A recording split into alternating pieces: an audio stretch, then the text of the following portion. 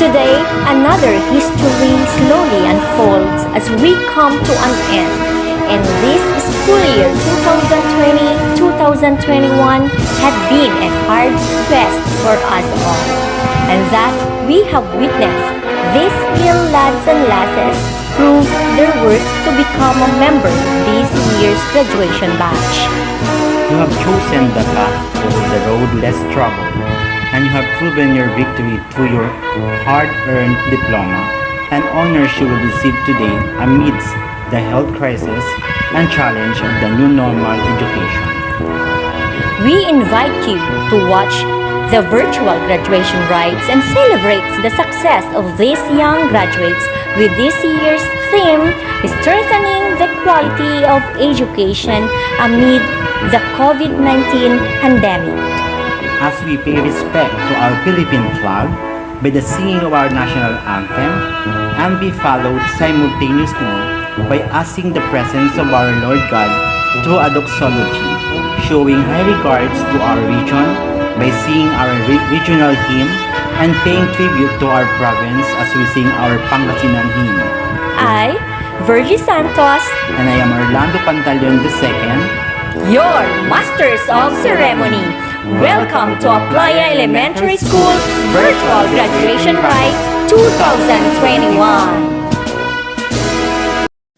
Mga kababayan, ang pambansang awit ng Pilipinas.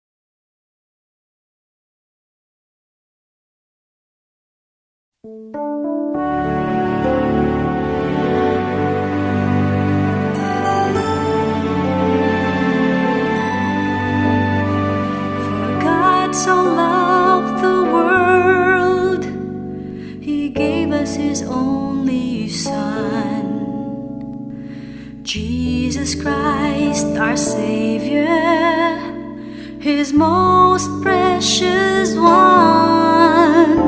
He has sent us His message of love and sent those who hear to bring the message to everyone in a voice loud and clear. Let us tell the world of His love, the greatest love the world has known. Search the world for the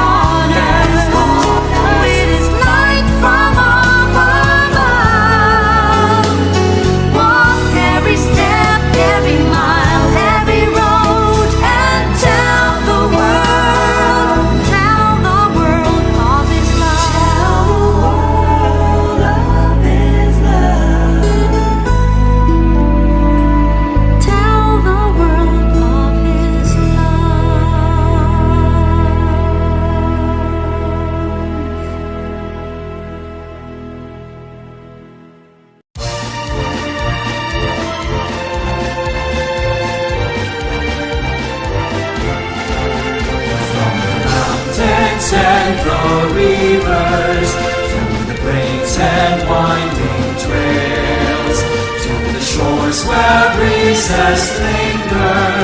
That's the place I love so well. It's the home of men who loved her, men who died to keep us free, men who told no bad the weather, that anyone will never be. Region 1, oh Region 1, there's no better place I see. Region 1, oh Region 1, dearest home by far to me. From her care I learn my lessons, in her veils I work and play. She has kept me safe and happy, as I live on day by day. From to other lands I wander, as I search for wealth and fame. In my heart I will remember Region 1, beloved name. Region 1, oh Region 1, there's no better place I see. Region 1, oh Region 1, dearest home by far to me. Other lands I wander, as I search for wealth and fame. In my heart I will remember Region 1, beloved name. Region 1!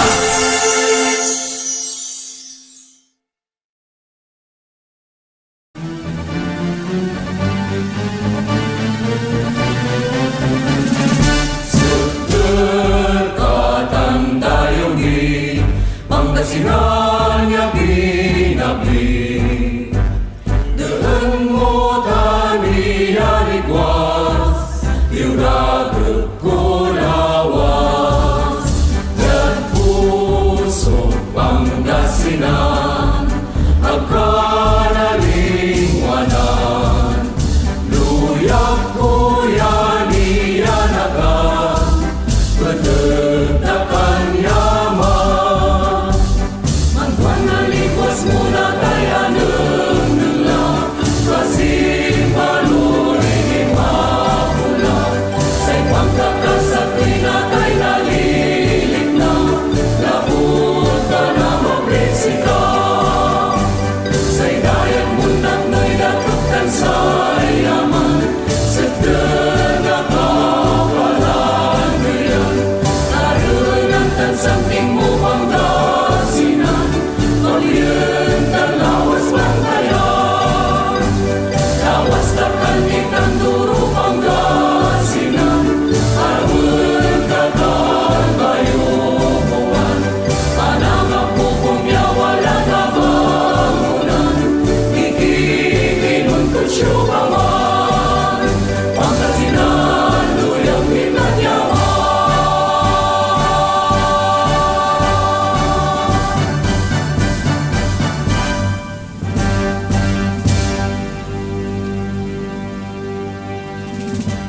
To welcome us in this momentous event, let us hear our school head, Mama Viteschi Pasqua, Principal 1, for her words of welcome.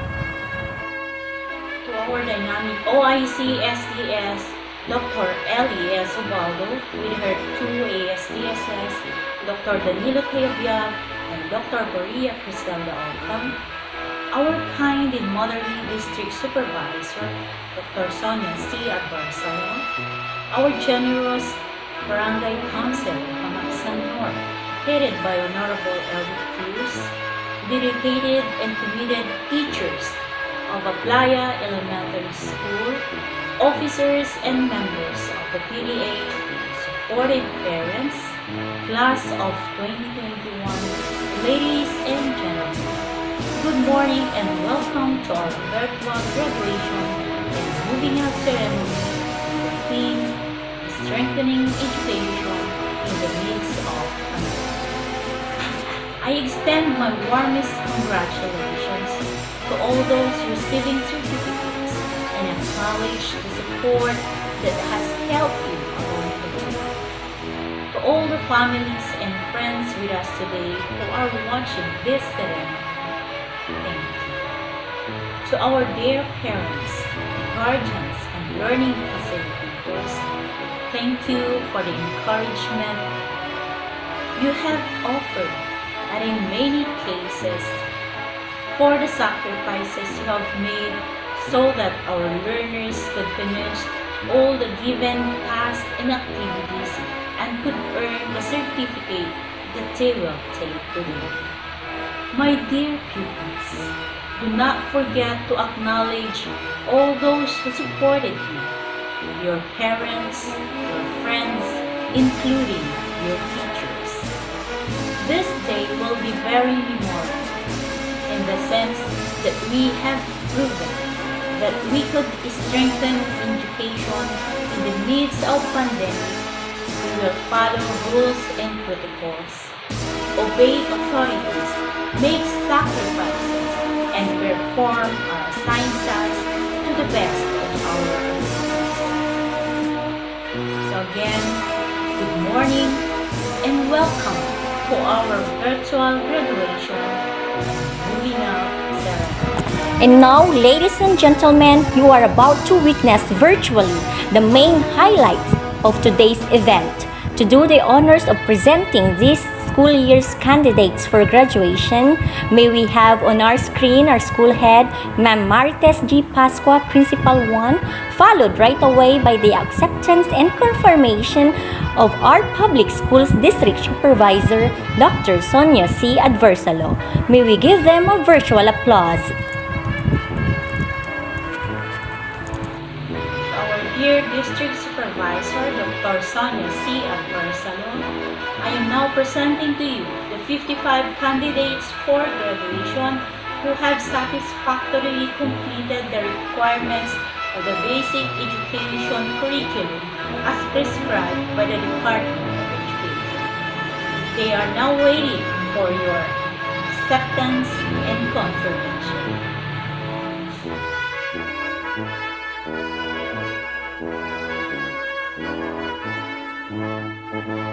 Madam Marites G. Pascua, Principal 1 of Aplaya Elementary School, by the authority of the school's Division Superintendent, Dr. Ellie S. Ubaldo, Assistant Schools Division Superintendent, Officer in Charge, Office of the School's Division Superintendent, and acting upon your recommendation that the 55 candidates for graduation have successfully completed all the requirements as prescribed by the Department of Education for elementary.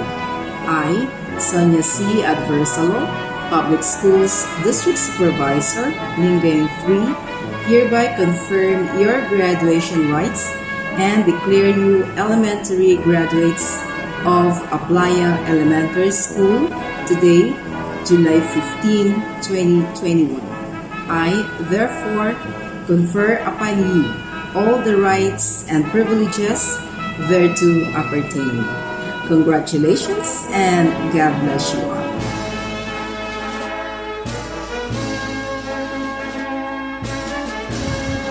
Congratulations, graduates! To inspire us all, especially these brave graduates, We may also hear an inspirational message from our Public Schools District Supervisor, Dr. Sonia C. Adversalo. Dr. Ellie S. Ubaldo, Assistant Schools Division Superintendent, Officer in Charge, Office of the Schools Division Superintendent, Ma'am Griselda D. Ockham, Officer in Charge, Office of the Assistant Schools Division Superintendent, Dr. Diosdado I. Cayabyab, Assistant Schools Division Superintendent, school heads, teachers, parents, stakeholders, and my dear graduating class of school year 2020-2021. A blessed day to everyone. Isang mapagpalang araw sa inyong lahat. Masantun Agro Uds Kayong Anin. My heartfelt greetings to the class of school year 2020-2021. My beloved learners and students, the world had changed. We are separated in ways we never knew or even experienced in a world that will never be the same. Graduation is important. It secures a generation's movement toward the future. Every learner, every student has the ability to change the future for the greater good. But never forget the heroes that guided you to where you are. The sacrifices of your teachers, despite in this situation, have given all their efforts and guidance to provide you with education, with hope. Your hardworking principals and school heads, they too have sacrificed enough for the sake of bringing hope to the future. Your parents and loved ones, they are the subject of your driving force. Thank them for the love and the support. All of these sacrifices are beyond measure, for they without fear face this enemy, this pandemic that have been a threat to life and education itself. Salutation to the class of 2020-2021. You are the key to our future, and you don't stand alone. The institution, DepEd, stands firm with you, for the department is elevating education through strengthening quality education amidst COVID-19 pandemic. For this endeavor does not rely on you alone. We will triumph against this pandemic. Together, we will never fail. For your future relies on us, and our future relies on you. Congratulations to the graduates of school year 2020-2021. Now is the time to move on to what is next. But you must not let anything deter you from taking those first steps. Recognize that there will be failures and acknowledge that they would be obstacles. You are the key. You are the future. Take everything that you have learned, apply that in a meaningful and effective way as you embark on any journey ahead of you. Congratulations again. Mabuhay kayo, graduates, batch 2020-2021. My prayers go with you as always. Stay safe, stay healthy. God bless you. Thank you, Mom. I know all our graduates are now well motivated to keep going and fighting for their dreams. Moreover, we want to strengthen their hopes and be the best they can be. Hence, we request all our viewers, especially our graduates, to listen virtually as we give the screen to our officer in charge, School Division Superintendent, Dr. Ellie S. Obaldo, for her words of encouragement. Isang mapagpalang araw sa inyong lahat.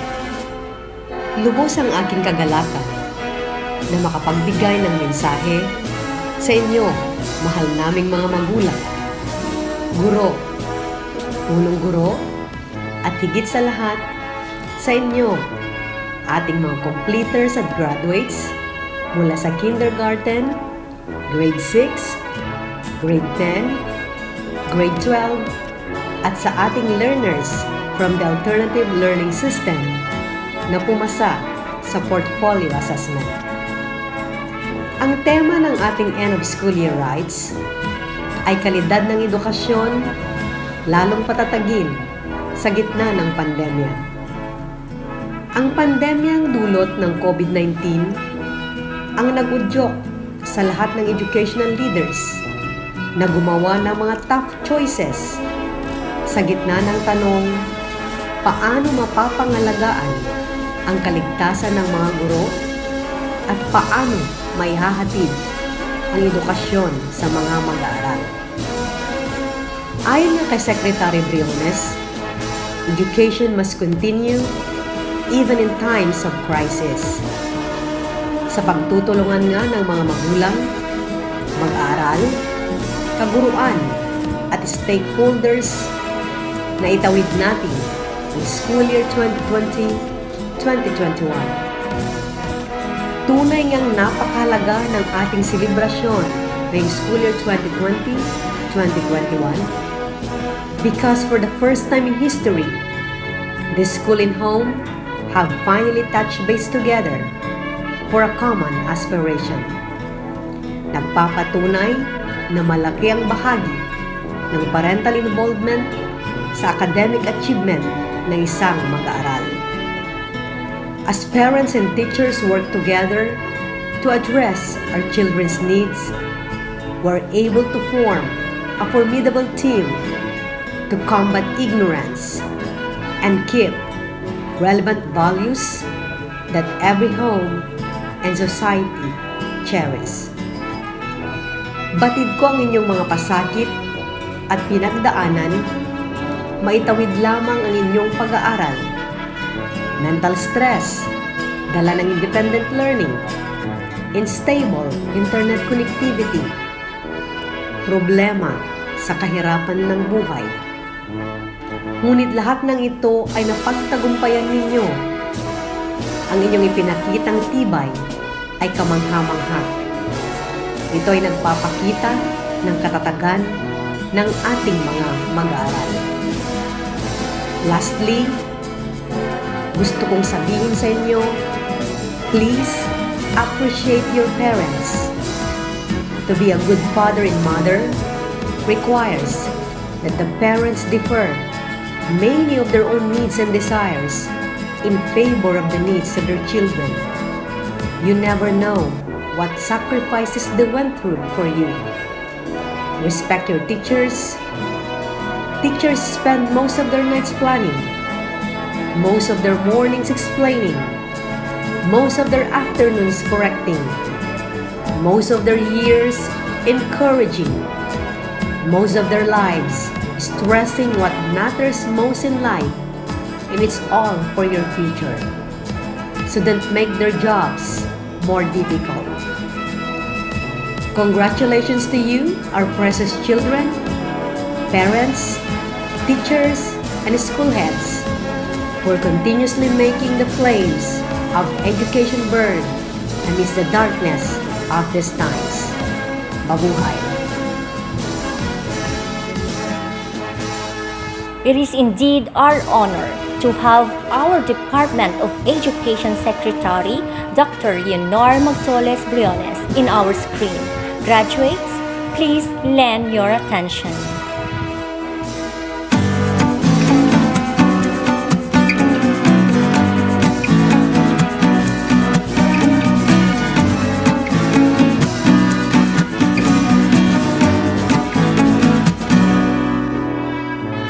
Good day to each and everyone who is attending virtually present at this time of our graduation ceremonies for our beloved and very precious graduates for the school year which ends at this time.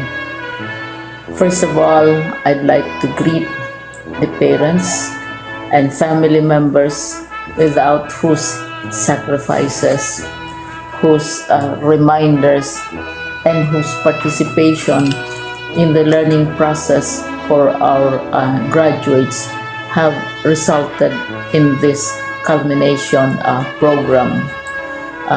This year, your role has changed drastically, where we've always thought, we've always believed that the matter of educating our children rests nearly exclusively on our teachers and our staff. This time, you parents, you family members, you who are in the households of our learners have expanded your role and contributed to this wonderful day wherein finally our learners are graduating in this culmination exercise. So congratulations, because this year has not been very easy, has not been a picnic for our teachers, for our family members, as well, especially the parents, mothers, fathers, sisters, brothers, and all who have contributed to the achievement of our learners at this time. So, maraming salamat at congratulations, parents and family members. Mas malaki ang role ninyo at this time compared to earlier graduation exercises. Secondly, I would also like to greet our teachers, without whose very careful review and careful supervision of the work of our pupils and our learners, this event would not be taking place at all. And so thank you, teachers. Your role has also expanded. In addition to seeing to it that the modules are faithfully followed, the assignments are correctly implemented, and the learners are truly learning, and you have had to deal with new ways of assessing the performance also of the learners. So congratulations, teachers, for enduring, for your patience, for your love for our learners, and your willingness to engage in a way and methods of teaching which are different from those which are used to. Assessment must have been especially difficult for you, especially since you were not able to see most of the time our students in face-to-face meetings, and most of the meetings, of course, were virtual. Congratulations once more to each and every one of you. Congratulations to you, parents and family members. Congratulations to you, teachers. When I was chair of the board of Silliman University, each time we had graduation ceremonies, during the baccalaureate and during commencement itself, I would cry. I would cry because we are sending out into the world a new batch of graduates, and we want to be sure that what is awaiting them is appropriate. We want to be sure that they are ready for what awaits them when they select which door to open. And so, we tell you, go out to the world, do whatever you want to do. God be with you, and be assured that all of us love each and every one of you. Congratulations.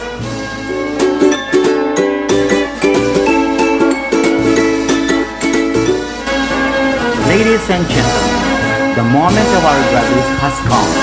Let us witness the distribution of diploma. May I request my partner, Dr. Fergie Z. Santos, to award the honor graduates of Batch 2021 and certificates of her advisory class. Thank you, sir, and here are the graduates. Lead by Gonzalez MJ C. with honors of Batch 2021, the son of Mr. and Mrs. Joel Gonzalez. Ambrosio John Lester D., the son of Mr. and Mrs. Leonarte Ambrosio. Camarao Mark Ivan P., the son of Mr. and Mrs. Mark Anthony Camarao. Katubig Nico Carlo L., the son of Mr. and Mrs.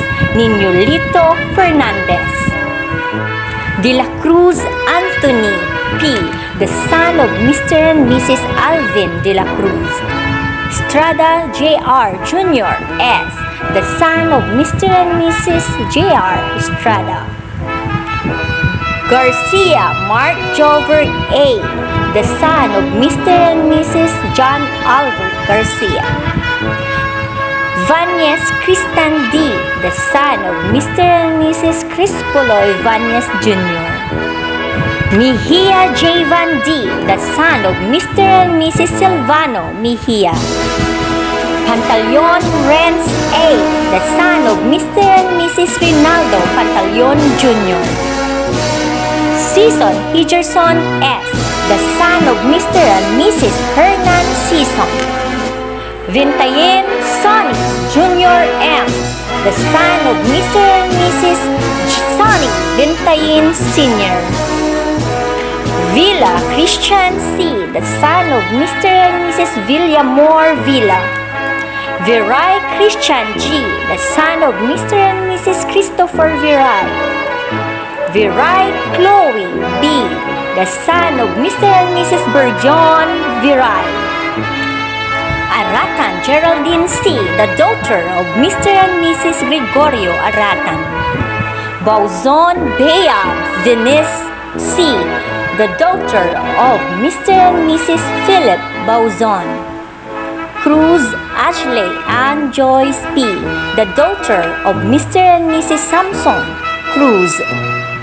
Cruz Kina Alexa C., the daughter of Mr. and Mrs. Abelardo Cruz. Dichoso Sara May C., the daughter of Mr. and Mrs. Aldrin Dichoso.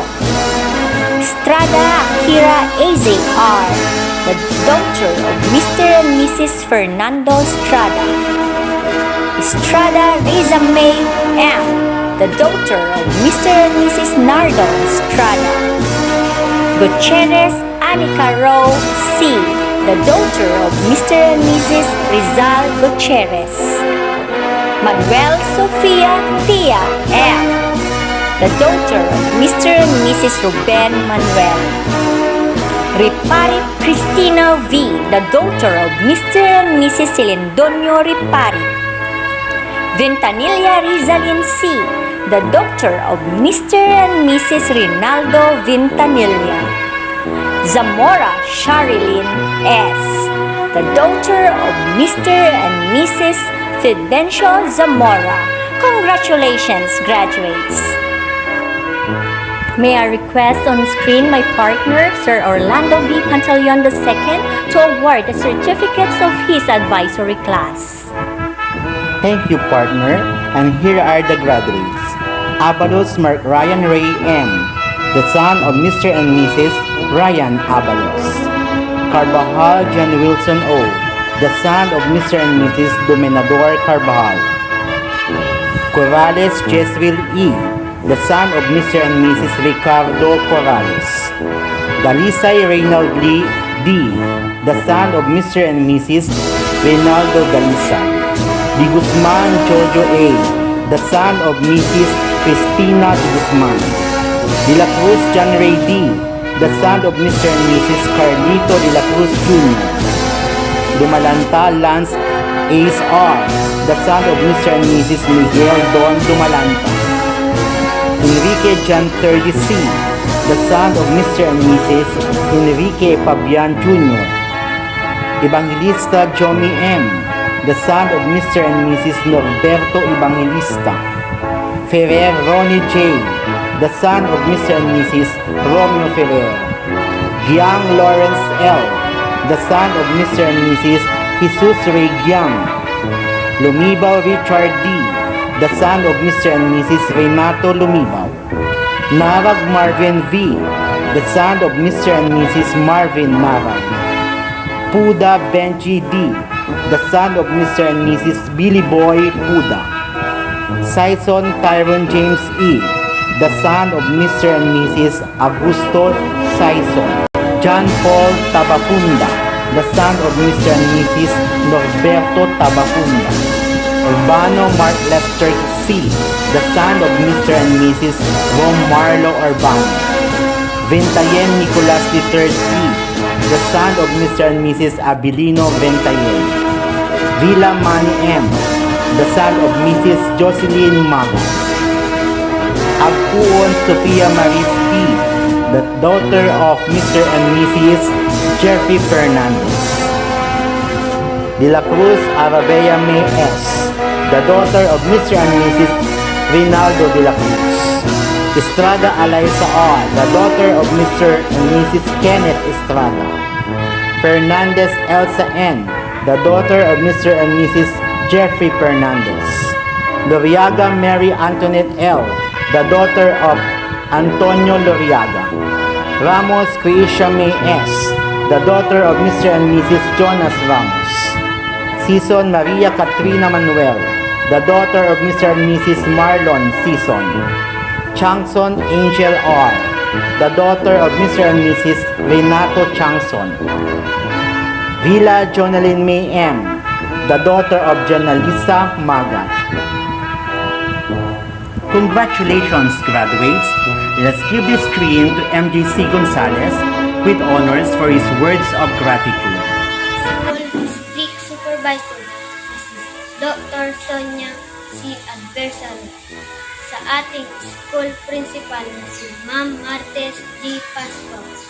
Sa ating class advisor si Dr. Bertie C. Santos. Sa grade 6B advisors na si Sir Orlando B. Pantalyon. Sa buong kaguruan ng Aplaya Elementary School, pati na rin sa mga magulang at sa kapwa sa pagtapos ngayong taong 2021. Gusto ko pong magpasalamat sa lahat na naging part ng journey ko. Unang-unang po ay si God na walang sawang nagbibigay ng blessing sa ating lahat. Sa mama at papa ko na palaging nakasuporta sa akin sa lahat ng pagkakataon na naging guru ko mula kinder hanggang grade 6 at sa lahat ng naging mga kaklase ko at kaibigan. Maraming salamat sa inyong lahat. Thank you, MJ, for that heartfelt message. May all your dreams come true. To formally end our virtual ceremony, may we request our Teachers Club Association President, Sir Marceliano V. Ramos, Teacher 3. I would like to congratulate all of you for a job well done. This is because, despite the challenges you have encountered for this school year, adjusting to the new normal, you were able to make it this far. I would also like to express my gratitude to the teacher facilitators, our parents, for not giving up in the task they have in their shoulders for facilitating their children. To our dear graduates, kudos for your eagerness to finish the year in this time of pandemic. Be proud of yourself because COVID-19 virus did not stop you from continuing your education despite of many questions you have in mind on how you are going to take the hardship of studying outside the classroom. Good job for that. Graduates, your time has come. Congratulations and commendations to each and every one of you on this memorable achievement of the school year 2020-2021. We are very proud of your accomplishments and achievements you have provided in Aplaya Elementary School. This year of pandemic brought by COVID-19 have been difficult, but your resilience and engagement have brought you to graduation time. This brings so much joy and possibilities that await you in future times.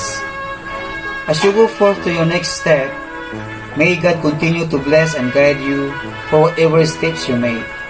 Just don't forget to relive the memory of your alma mater, because this is where your dreams begin, that will lead you to your success in the future.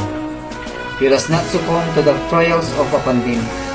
Instead, make this as your weapon for your great fight. Thank you. God bless and congratulations, Batch 2020-2021.